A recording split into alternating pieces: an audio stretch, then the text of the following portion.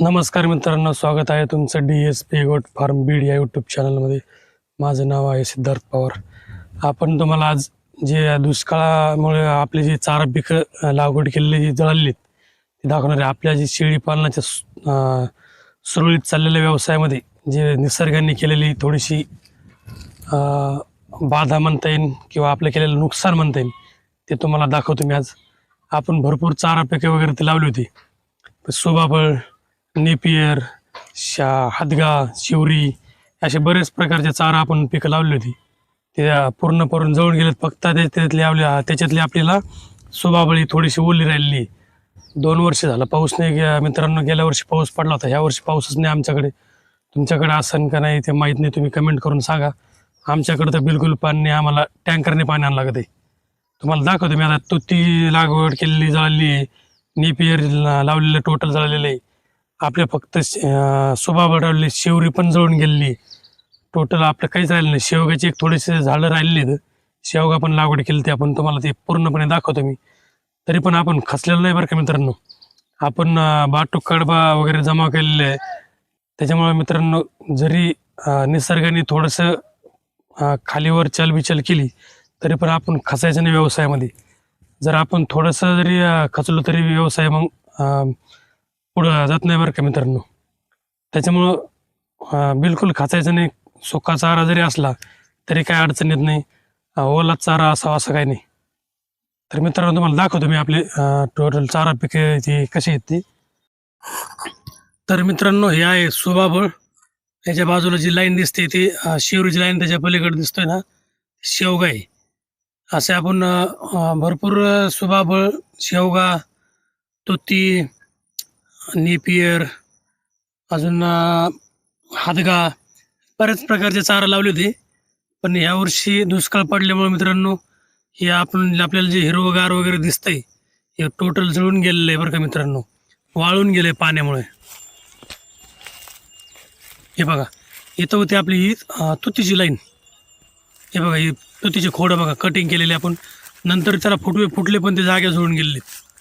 हे बघा, टोटली तुती बघा तुम्ही, खोड दिसतात तुम्हाला बुडात, टोटल जळून गेली.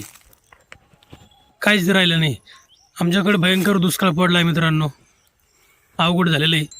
तरी पण आपण खचून बंद केलेलं नाही बरं का मित्रांनो शेळीपालन. हे बघा खोडं, हे बघा उपसून टाकलेले आहेत मी बाजूला. एवढ्याला मुळे झालते, त्यांचे खोड झालते बघा. नेमकंच लागवड केली आणि 1 वर्ष चालले, दुसऱ्या वर्षी दुष्काळ पडलं, ते जळून गेले मित्रांनो. ही जी पुढं दिसते का तुम्हाला, ही आत्ता आपण बघितलेली ती शिवरीची लाईन आहे बरं का. हे बघा, आता पूर्ण खोडं वाळून गेलं. तुम्हाला मी आता हे खूप सुंदर दाखवतो. काहीच नाही जीवलं राहिलं, त्याचे सगळं वाळून गेलेलं आहे ते. हे बघा बघा, एवढं पाणी कमी पडत झालं, ते सहज एका हाताने उपसलं ते एवढं मोठं लाकूड. बघा हे बघितलं का, हे अशी परिस्थिती झालेली आहे आमची. लय अवघड झाली. हे बघा, पूर्ण ह्या कडीची त्या कडेपर्यंत वाळून गेलेली. याच्या बाजूला ती तुतीची लाईन तुम्ही बघितलेली आता.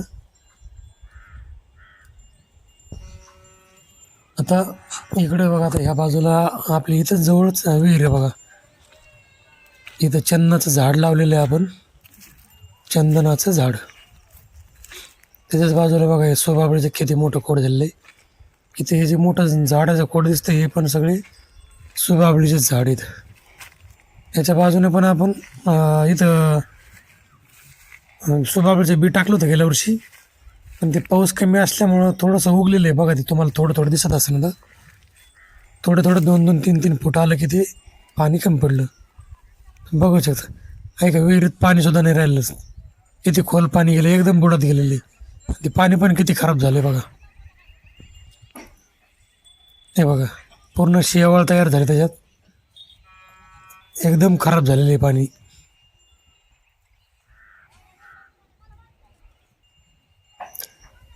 हे बघा, इथे पण सोबाबळीचं मोठं झाड आहे. आता हे बघा सोबाबळीच्या लाईनी आपण या 6 फुटाच्या अंतरावर लावलं बरं का. या 6 फुटाच्या अंतरावर 6 बाय 1 अशा 2-2 बिया लावलेल्या, 2-2 3-3. हे बघा, ही जी शेवरी उपटून टाकलेली आहे का, ही आपली मधली लाईन आहे बरं का. इथं आपण 10 लाईनी सोबाबळीच्या लावल्या का, त्याच्यानंतर एक शेवरीची लावली होती. हे बघा, ते आता तुम्हाला दाखवतो मी. एवढे मोठ्याले झाडं झाली ती, भरपूर पाला वगैरे निघत होता. हे बघा, ही जी दिसते ना, ही मधली लाईन आहे बघा आपली. त्याचे आपण पहिले फोटो काढून ठेवले होते. हे बघा, हे त्याच लाईनीचे आता इथं आपण उपटून टाकले. इथे एक सीताफळीचं पण झाड आहे बरं का, आपण सीताफळीच्या बिया टाकल्या त्या. आता हे बघा, हे जे उपटलेलं दिसतं ना, हीच अशीच वरपर्यंत शिवरीची लाईन होती इथं. ही अशी बघा, आणि त्याच्याच बाजूला आपण परत नेपियर लावलं होतं. ते बघा, आपल्या समोर फार्म दिसतोय. आपण आता पुढच्या व्हिडिओमध्ये ते टोटल फार्म दाखवणार बरं का. टोटल फार्म दाखवणार आपलं, किती बा कितीचं आहे, जाळे वगैरे कशी आहे, काय गावाने ते.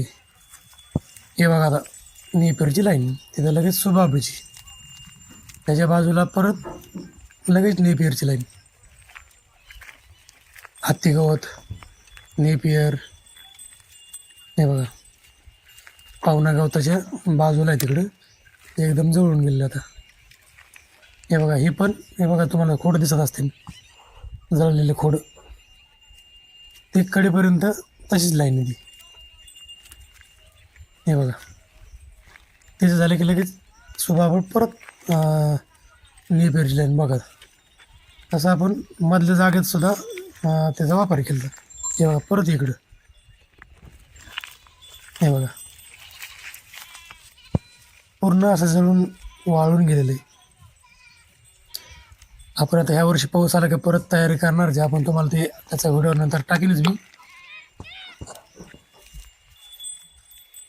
तुम्ही मागचा व्हिडिओ पण बघितलाच असेल, कालचा व्हिडिओ आपण ते शेळ्यांना उन्हात सावली कशी टाकायची, सावली कशी 0 खर्चात करायची ते दाखवलेलं आहे. आता हे बघा, आपलं नेपियरचा खोडा टोटल वाळून गेला बरं का.